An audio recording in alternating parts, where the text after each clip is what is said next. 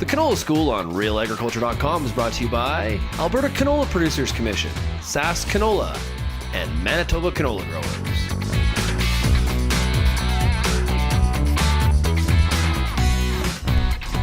I'm with Greg Sekulic today. He's a Canola Council agronomist. We're here at the Canola Palooza. Greg, we spent an awful lot of time talking about things that harm canola and other plants, and we often overlook the fact that there are a lot of beneficial insects. Do you want to talk a little bit about some of the beneficial insects that you find here? Absolutely. And you kind of hit the nail on the head. We spend a lot of time talking about a dozen or 15 species of insects that legitimately can do a lot of damage when they're present. But they're very rarely are all of them present in the same field at any given time. Whereas when we start talking about beneficial insects or natural enemies, we can quite handily find at any given field about 500 different species of natural enemies in any field at all. Among my favorite are the carabid beetles, actually, so ground beetles. What kind of a beetle? Carabid. Carabid, yeah, okay, yeah, good. Ground beetle. Yeah, okay. We've got about 400 species in Canada from coast to coast, and we've done actually a pretty good job of describing their ranges and ecology. Just an absolutely fascinating group of insects that are very, very diverse. And so when we were doing some insect arthropod biodiversity studies that were actually funded by the canola growers in Canada, yes, we discovered that when on any basically 2-hectare sample of field that we would survey, we would find in excess of 50 different species of carabids or ground beetles in that very small area, and frequently at densities in excess of 50 per square meter. So like just basically a huge number of an incredibly diverse group of insects, none of whom do any damage whatsoever to the crop, and all of whom are generalist predators for basically all of the insect species that are pests for us.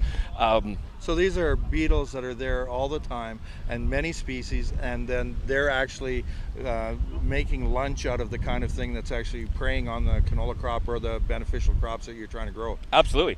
To the point that when we have our cano labs in the winter throughout Canada, we'll frequently have what we like to call the arena of death, and we'll catch a arena of death. It's very gladiatorial. Right, we'll sure. We'll have insects and beetles that we've captured all through the fall and bring them in the winter, and kind of mistreat them a little bit, play some really loud punk music, and don't feed them for 3 or 4 days. Get them agitated. Flash the lights right? a lot. Yeah. And then do you really have to do that, or is that something you like to do? Yeah, I know. Yeah, it works. It's anything that helps. Yeah, that's right. But we'll throw in a couple of cutworm larvae into a petri dish with these hungry and agitated carabids, and we'll see them demolish like 5 and 6 in a 24-hour period. Really? So you get them a little bit hungry, especially the bigger species, and distribute them through a field. And if they're distributed in those like fairly aggressive numbers, let's even be conservative and say 1 per square meter, and they can eat 2 or 3 cutworms a day, all of a sudden you've got an army of beneficial insects out there that are doing a lot of work for you and not really expecting much except that you don't kill them. Right. And so what kind of things do, like in terms of management practices, best management practices do you have to make sure that you've got lots of these beneficial insects? Well, first and foremost is going to be ensuring that we use economic thresholds when we're making pest management decisions. Okay. By no means would I ever say don't ever use an insecticide. We quite frequently lose crops to insects, and we definitely need to keep those insecticides in our back pocket for when we need them. What we really want to avoid is just the prophylactic general applications, just because the sprayer's running, throwing in a jug of insecticide because it's cheap is an absolutely horrific thing to do unless those pests are present. So if we can avoid those general applications that aren't needed, that's the first thing. So again, just use economic thresholds. We've got a pretty good understanding of the ecology of most of our insect pests, and so just use those thresholds before you make the spray decision. Okay, so most of those economic threshold calculators are actually on the Canola Council website, or yeah, you'll find them throughout the Canola Encyclopedia and CanolaWatch.ca as well. Which, if you're not registered for or signed up for Canola Watch, I do encourage that you sign up for it. It's a weekly newsletter that highlights all of the production issues as close to the minute as we can possibly do in a weekly newsletter. Okay. But so the thresholds are published there and on all the government websites as well, and all of our fact sheets that we've got will have that control information as well. And secondly, and arguably most important, is to make sure that these things have a place to live.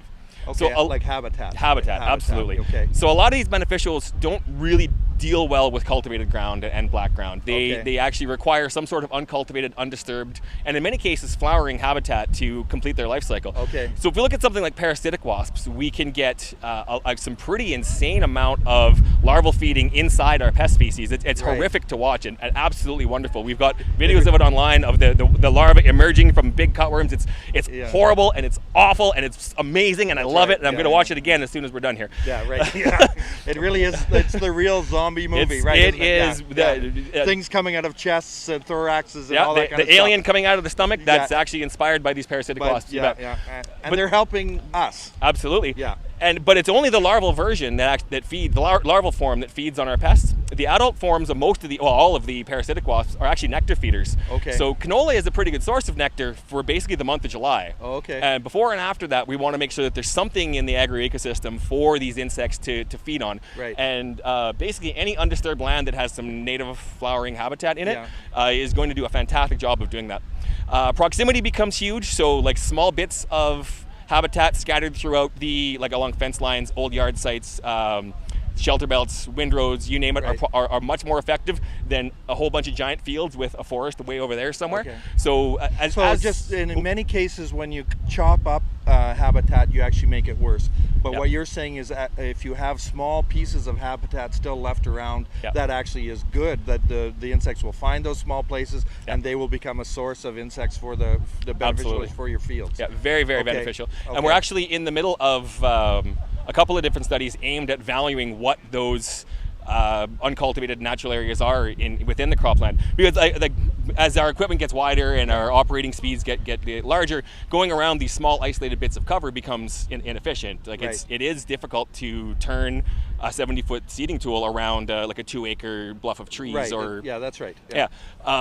But if the presence of that uncultivated natural land there contributes value in either pollination services from bees and other natural pollinators or pest control, and those numbers are actually pretty sound globally. We've got a pretty decent global literature on that, and we're actually looking at that in Canada to determine what the ideal mix of natural cover in those croplands is, as well as what the ideal species within them to foster those beneficial insects that are going to do a lot of work.